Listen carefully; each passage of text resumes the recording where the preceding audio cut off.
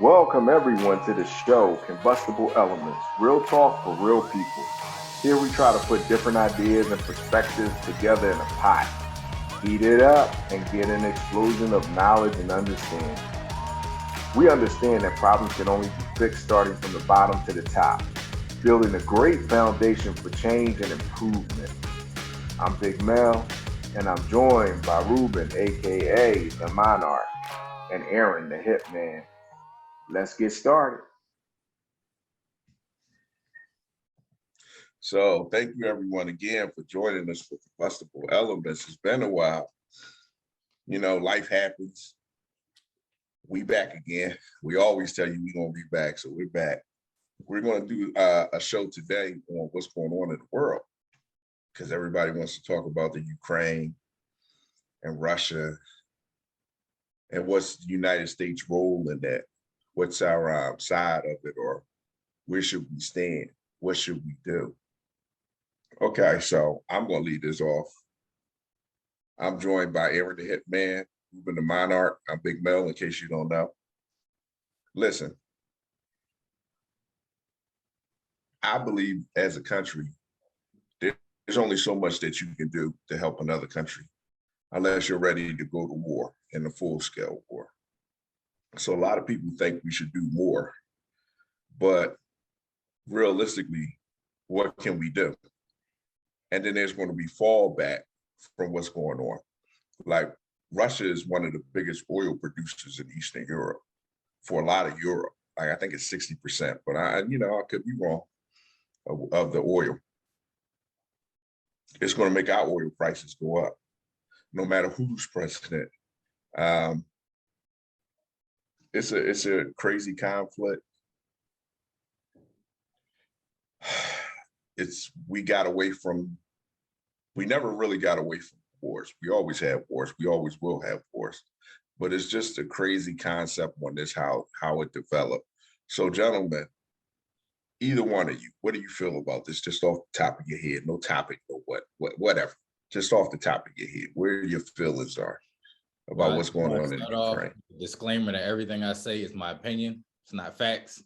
So everything is an opinion that comes out of my mouth in this episode because for one, I don't really look at the news. I don't really keep up with conflicts like that. But the fact that you talked about the oil and it's going to make our oil prices go up, that alludes to the fact that we're getting oil from them. So if we were drilling and getting our own oil over here in our own country, which is possible, then we wouldn't have to rely on outside countries and outside governments to provide us with our oil, and our oil prices wouldn't go up like that. I think what's going on in the world is crazy. I think it's unfortunate, but I do feel like that, in my personal opinion, it's hard when people say like, we should go over there and stop them from doing whatever they're doing. And again, I don't know the full story, so I wouldn't, in my personal opinion, overstep or interfere in conflicts such as that would force my military and my country to go into war unnecessarily. Okay, Ruben, I'll get back to you in a second here. So when it comes to war, my main straw with all of this was when we're talking about the conflict between Russia and Ukraine, and you hear people mention the thoughts of like World War III. And one of the questions that I had that I was asking myself and that I had for other people was, okay, well, why is this only considered World War when it's two European countries involved? Like whatever happened to all the different wars that we've had since World War II? I.e. the 20-year war that we had between the U.S. and Afghanistan, that's not considered World War III.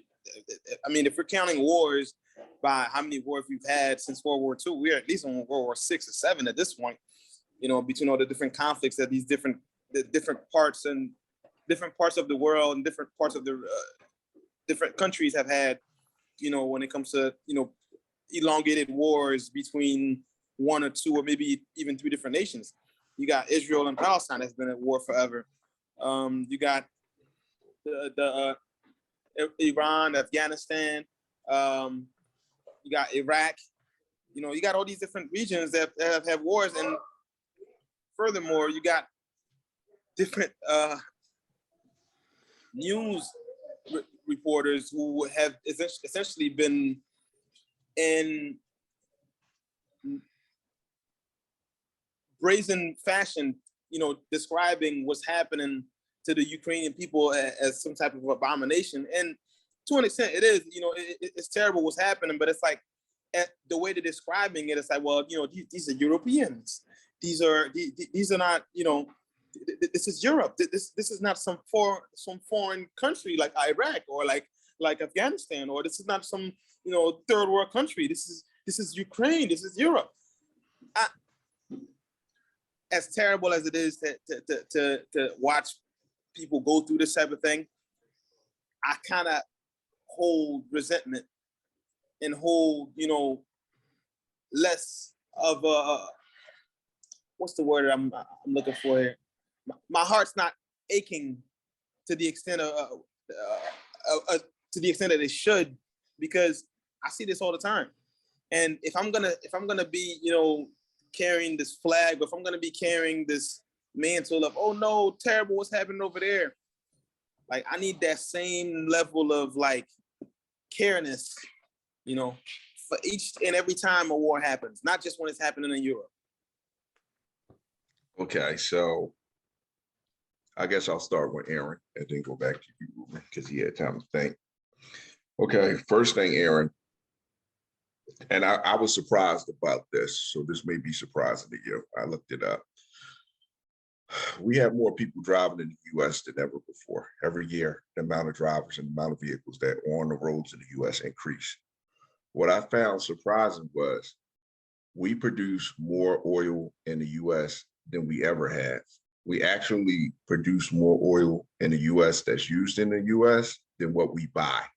And it's not like a 70-30 split. I think it was like 60 or 55 or 45 or 40. So we are producing more oil. Personally, I feel like we need to get away from the dependence on oil, on gas. OPEC's, when they name their prices, is always going to make oil go up. And then you're right, this conflict is going to make gas prices go up. But we had 2 years during the pandemic, gas prices were seriously low. Gas prices are high right now. And they're about as high as it was during the Afghanistan war during the Obama administration, I do believe. But I could be wrong about that. The war and the conflict. You said that we're going to get pulled into a conflict. Well, when you have two major superpowers, or you have one major superpower involved, everybody in that region always gets involved in the conflict. There's no way out of it. But I think as a government, as a people, we understand that you can't have a direct conflict with certain nations. China and the US can't have a direct conflict. Russia and the US can't have a direct conflict, because nobody wins in those situations. Like, it could be somebody could get trigger happy. So in those kind of situations, I agree with you. We can't get involved in everything with guns. And we'll talk about that in a second too. We'll delve into more of that in a second. Ruben, you had a good point. You said, why is it a world war? I don't think they're saying that the war in Russia and Ukraine is a world war.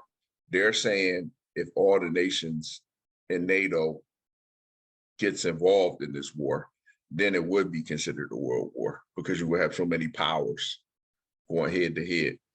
And honestly, that's what everybody's trying to avoid. And I mean everybody.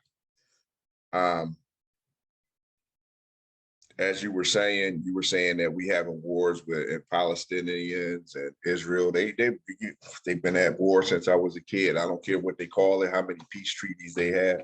They've been at war. You have a lot of nations that's been at war for years.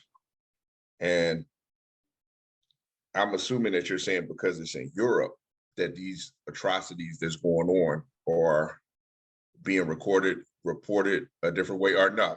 you said it affects you a different way because it's in Europe as opposed to some of the other places that you would feel more akin to. So I do understand that. Atrocities are atrocities wherever they happen. And I think that we need to look at them all the same way. Now, is that going to happen? No, because people value some people's lives more than others. But you're right when you say that now it's a problem because it's over there and not over here. So let me get to my next question. And it's a big issue today. President Zelensky in the Ukraine is asking other nations to help with a no-fly zone over his nations, meaning to set up a no-fly zone so Russia can't fly its weapons, its missiles, its warcrafts over his country. That's one of those things that could lead to a bigger conflict, because if those nations agree to set up a no-fly zone, then the next thing, Russia's going to set up a no-fly zone over their country. So the only way to enforce a no-fly zone is you got to shoot somebody's plane down that goes into your airspace. Do you think we should agree to a no-fly zone for the Ukraine? Either one of you. So this is the thing, like, so if we have a peace treaty with the Ukraine and we have a peace treaty with Russia, so if I have a peace treaty with you and Ruben, and then you and Ruben start fighting, but my house is in between your house, and you like, yo, don't let Ruben walk over your yard because I don't want him. The only way he could get to my house is to go over your yard. So don't let him walk over your yard. And then Ruben like, well, don't let Mel walk over your yard. But I see one of y'all walking over the yard. Like, what am I supposed to do? I have a peace treaty with both of you. Like I'm cool with both of y'all. So like, do I walk outside like, yo, Ruben, get off my yard, go back to your house? And the only way I could get him to go back to his house is to push him, which is going to cause conflict between me and Ruben, and vice versa if you do it. So it's like, even if you want to help out by saying like, all right, now y'all got a no-fly zone, but of course you're going to be tested. Like, all right, you said it's a no-fly zone. You said don't walk through my rose bush, but let me see what happens if I do walk through his rose bush. And then at that point, I had to enforce that rule. So you're still putting yourself in that conflict, because then if I'm like, all right, don't walk across my yard or else, and then you walk across my yard, they be like, well, Aaron's soft. It don't matter what he say. He could set up restrictions all day long, but he's not going to uphold what's going to happen if I go beyond his restrictions. So if you set up the no-fly zone, yes, of course, you're going to have to enforce that. You could be threatening like, yo, if you fly over my airspace, I'm gonna have to shoot you down because it's a no-fly zone. But what if they get one of those expendable pilots where they like, all right, you go fly over there and we're going to see if he shoots you down. If he don't, then we just going to do whatever we want. So it's like no, again, that's still putting yourself in the line of fire. So it's a no for you. I don't know, like it's a hard situation because again, you will want to help. Like you want to help, especially if you have a peace treaty with these people and you know you have no ill will between any of these people. Like you will want to help, at least try to get the war to stop, to bring peace, try to bring everybody to the table so I could talk things through. But it don't always work like that. And trying to enforce something like that where you may have to shoot down a plane, which is going to put you in the middle of the conflict, which again, you're bigger than Ruben. So Ruben like, yo, I'm gonna force his hand to help me out because I know the only way I'm gonna beat Mel is to have Aaron along my side because Mel big dude. Or if Mel like Ruben too fast because he's smaller than me, I need Aaron to at least grab him so I could jump on him. Yeah, I'm gonna need to do something to push him in the middle of the conflict. So again, for me, I don't know what I would do because it will force me as a country to start putting my countrymen in the line of fire, which that's something that I would want to avoid doing. I'm going to answer this question, but I want Ruben to answer first. This is where I feel like racism wears its ugly head in the situation, because if the people in either Russia or Ukraine had a darker hue, like it would make it would be a no-brainer to send our troops, you know, the same way they've done, you know, countless of times in different regions of the world. Anytime something goes left, send out American troops and start shooting. but everybody looks alike in this situation. And because everybody look alike, it's hard to pull the trigger on somebody when they look just like you. It's the same. It even hits back home when we talk about, police brutality and everything. How many times have we seen, the police, the same ones that don't have any type of restraints, when somebody's black is walking in front of them or is doing something that they feel might be wrong, or they feel might be considered threatening. But those same police officers, it could be numerous of them. When it's somebody that look just like them with a gun in their hand and it's menacing and as threatening as could be, they somehow find a way to resolve it properly. So this is one of those situations where, I don't really particularly care how away it goes. And it may sound harsh, but that's my reality when it comes to this. If they help them, do the no-fly zone, cool. If they don't help them do the no-fly zone and more things get blown up, it is what it is. I'm personally not gonna lose any sleep, however way it goes. Why? I've been to Europe. You're trying to say if Jamaica was invading somewhere over in Europe and the Europeans was like, the US need to come help, you think the US will go help? Oh, they would have blown Jamaica out the water, absolutely. What? I don't. the island of Jamaica would cease to exist as we know it.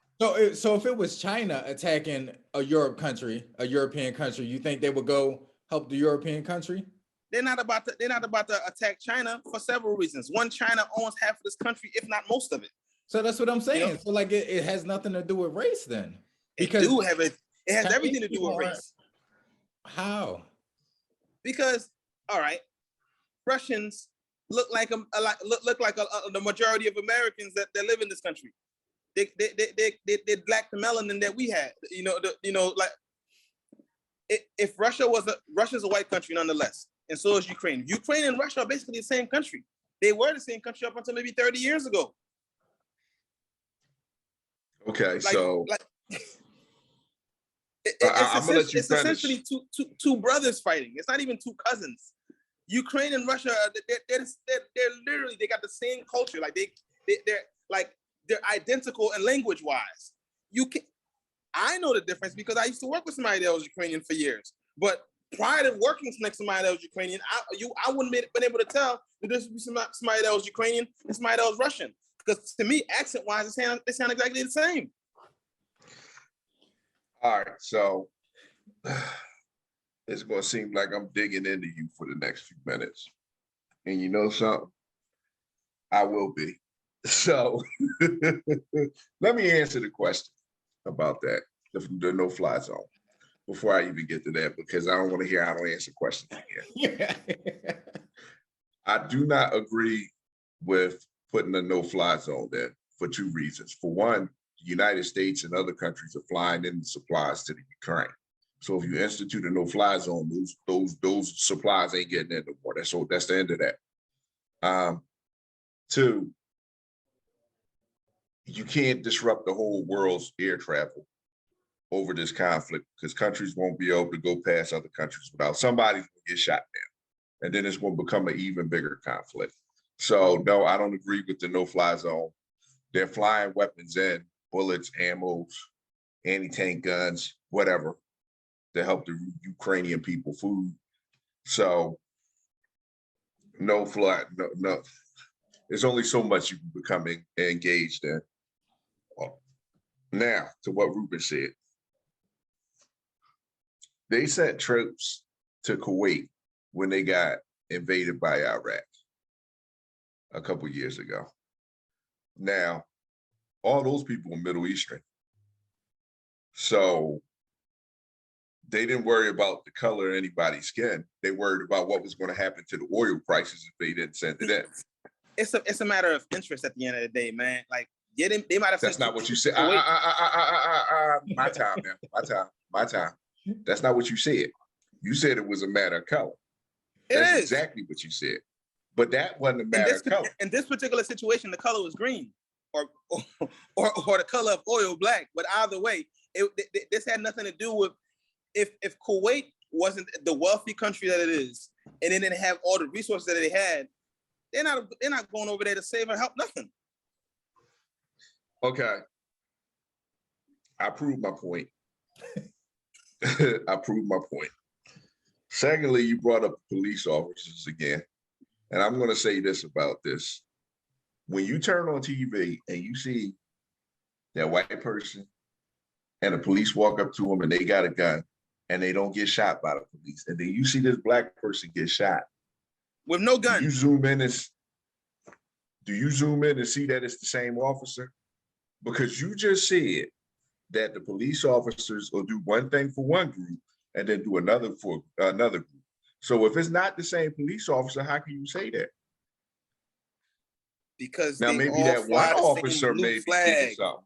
All right, so excuse me. They fly the same blue flag. I see that flag in my so neighborhood. They all the same. So I see that flag in my neighborhood all the time. Protect the blue, cover the blue, back the blue.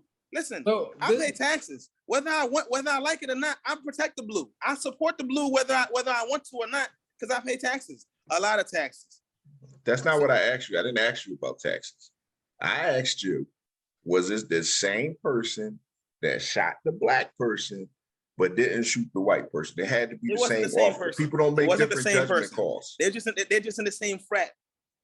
It's the same frat. It's not the person. So you guilty by association. So if you're in one group, you all guilty. I mean, black folks are guilty by association all the time. What's the difference? Yo. Yeah. Did you make them all guilty by something? What happened? You speaking for yourself? I'm just saying that's the way it's read. That's the way it's dealt with on a regular basis. Like, you had to understand, like, the media has an agenda. Like, of course they're gonna show you all the crazy stuff that happened to black people. Like, it's an agenda. Like, it happened to white people too. I don't understand, like, where people, and then, like, for you, Ruben, like, you are very intelligent and you have things going for you. You're a good father, good husband, and, like, you still, even though with all the success that you have, you still have a victimhood mentality, like, which is weird, because, like, how can you still have that mentality? Okay, even though that you are where you are. Hold that thought, because I want him to answer that, but I'm not done with him yet. I still got a couple more points I'm gonna hit with him. All right. Now, we had Big Mike on here. Remember when we did that show with Big Mike? Right. Remember when he told you that just because you're white, it doesn't mean you're all the same? You have Germans, Europeans, English people, Italians. I'm well aware. Okay, well, you just put all the Europeans in together. You said because the Russians and the Ukrainians, they got a history, so they're the same, but they're not the same. You can't say that to a Ukrainian and say you're just same as a Russian. They might stab you right then and there. And the literally, reason I say that, culturally, literally, I say that they're the same. Like, they were part of the same country. No, this is not even an opinion. Part of the same country. When they was the USSR, when it was USSR, they were the same country. The USSR didn't start off with all those countries. They started in Russia and expanded out. Yeah, but they were the same country longer than they've been a different country. Okay, so that's like Haitians and Dominicans. They share the same island, so they the same, right? They are. Okay, they are. So most of the Haitians and Dominicans believe that, right? Dominicans wouldn't even exist if it wasn't for Haiti. We freed them. You're both on the same island, right? Absolutely. Your history is tied to that island, right? Absolutely. So y'all all the same, right? The only difference being...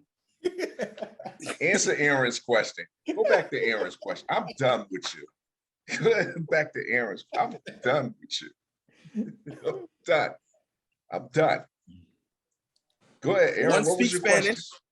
One speaks French.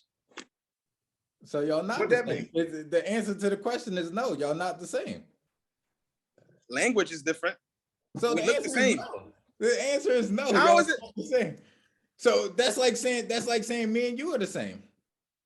Are we the same? I mean, one's bald, one got hair, but okay, all right. If somebody clicked on this video and was like, oh, it's 3 African Americans on the show talking, Yeah, would they be correct? yeah. You're No, they African wouldn't be correct because you done described yourself several times as Haitian American. I mean, I've they'd be never correct heard in you their- describe yourself they'd as be correct in African their, American. they'd be correct in their opinion. It wouldn't be a fact. All right, we getting on topic. We getting on topic though. We getting on topic. We getting on topic. We could do a whole series on messing with Ruben or messing with Mel, not messing with me, but we could do a whole series. All right, But so back on the topic. Do you feel like the Ukraine, because you see all these stories about, and I'm gonna answer this question first. You see all these stories about Ukrainians coming back home and fighting. It gives the impression that they're tough. And I'm not saying that they're not. Celebrities, boxers, whatever, coming back home to fight for their country. But it also gives the impressions that Americans wouldn't do that. Like we have Americans screaming down with tyranny and storming the Capitol building. But do you think they'd run up to a tank and try to fight for their country? So do you think compared to the rest of the world that the average citizen is softer than some of these European countries? So one- And I will let you guys go first before I answer. because I just want to say, because we talk about this all the time, and like the privileges that we have in this country, like people would disrespect the country. Like we probably are the most free country in the world, but if you come over here, like we the only country that could probably say F the president, type all this crazy stuff up online. Like other countries Take aren't the And not government die. to court. And not die. You got to add the not die. exactly part. and Yeah. not die. Like we can stay and do whatever we want over here, but it's people who know what real oppression is in this day and age, and that will go back and fight for freedom, like real freedom. They're fighting for their freedom. Like us over here, we're free, and then we'll say, oh, I'm not free because I couldn't do this, I couldn't get a credit card for $1,500. Like I'm not free. They trying to suppress me. They trying to oppress me. Like really, like people can't even study religion openly in other countries. People can't say what they want to say in other countries. People wives can't walk next to them other countries. Like crazy things like that. And then like, yeah, people are going back to fight for freedom. People are going back to their country, what little country they have left, what little freedoms they have left. They're going back to fight for that. So, I mean, it's hard to say that we would do that. Like, we don't even want to stand for the national anthem, like, because we feel like we being oppressed and suppressed in whatever kind of way. People making millions of dollars, they being oppressed. Like, it's crazy the way that we think when we have so much freedom in this world and in this country. Ruben. Having freedom and having you can still be oppressed and have freedom. There's a difference between freedom and liberties. You know that like that. That's why it specifically says that, you know, liberties and freedom are two different things. Like you're free to go and move about, but you're not at liberty to go about, you know, wherever you want, however you want. Like you're free to drive. You can drive. You have that right, but you don't have the liberty to drive without a license. Like there's you can still be oppressed, even though that we have a lot. We do enjoy a lot of freedoms in this country, and we enjoy a lot of freedom. We do enjoy more freedom in this country than a lot of people in different parts of the world. That's 150% true. That being said, you know, does that mean we're not tough in this country? To an extent, yeah, but part of us not having the toughness that, you know, these other countries have is because we don't have a lot of the oppressions that a lot of these countries have. We don't have nobody's gonna get shot and killed because they sent out a negative tweet about the president of the United States. Because if you did, it'll be a lot of dead people. it'll be a whole lot of dead bodies added on to the list of people that died from COVID and people that died from other regular things that happen on an everyday basis. Okay, so I'm gonna disagree with you with somebody getting shot and killed because we've seen it happen over a negative tweet or text message or social media post. To answer your question, about the president.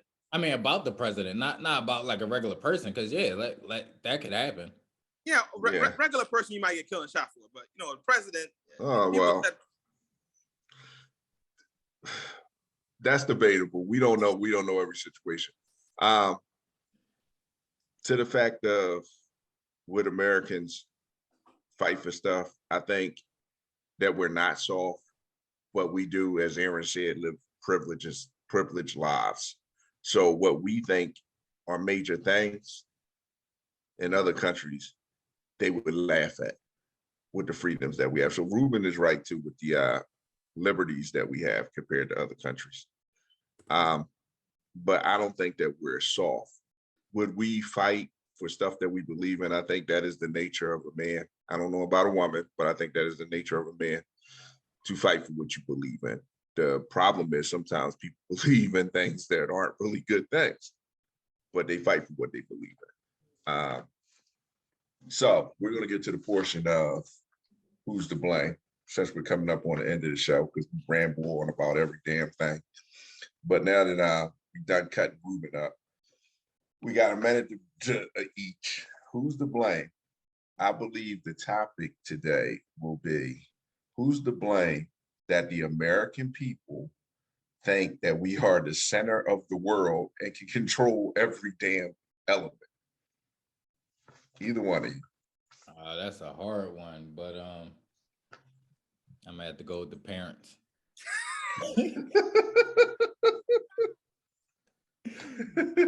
Parents instill moral values in their children, which raise up and instill moral values. And in this culture today, actually, like everything is like selfish, self-centered. So like we're more focused on ourselves than we are other people, which I mean, it's other people in this world, it's other countries and things like that. So I think that the way that we're raised to sometimes always worry about ourselves first and then worry about everybody else is not necessarily the way to go. It's not necessarily how we should raise our children. So yeah, I'll go with the parents. Ruben? I mean, I'm perfectly okay with being selfish. I think that's a natural American thing to do. Self-preservation is very important.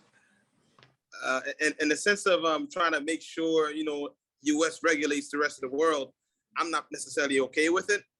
I wouldn't vote for going out there and spending our tax dollars or including more debt, I should say, and trying to help the rest of the world, because we got to worry and fix about the things we got over here. But on the same token, a lot of the world is in the place where it's at today because of the U.S. So it's a double-edged sword.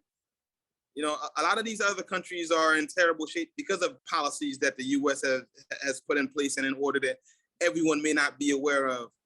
So even though I may not agree with them going out and saving the rest of the world every time something goes up, they kind of have to. It's their job because they're the one that's setting the fires to begin with. Okay, so to answer the question, because you didn't say who's to blame, Ruben, who you blame? I blame the U.S. government. Okay, I'm not surprised. So who's to blame for the ideas that I believe ourselves. We all think that we're self-important. We've been told we're the center of the world for so long that we never questioned it. We feel like we can accomplish anything. We feel like we can do anything. We feel like we live a better lifestyle than anybody else in the world. And in some cases, we do live a better lifestyle than some places in the world. That's a fact. Sometimes we do have more rights than other people in the world. That's a fact. One man can go to court and hold up the whole United States government if he got a good enough lawyer. That's just the reality of it. Our system of government, to us, we complain how corrupt it is. We complain with some of the stuff that we feel goes on with our government, but we also acknowledge that the way it's put together, if it works the right way, it is amazing, and it is where everyone else wants to be in most countries in the world. So who's to blame? I blame ourselves. We believe we are all that in a bag of chips with a soda and a cup of gold to go along with it. But we're coming up on time. I want to thank Ruben the Monarch, Aaron the Hitman. I'm Big Mel. We out there. We are on social media. We're trying to get up on Apple. We'll be on podcast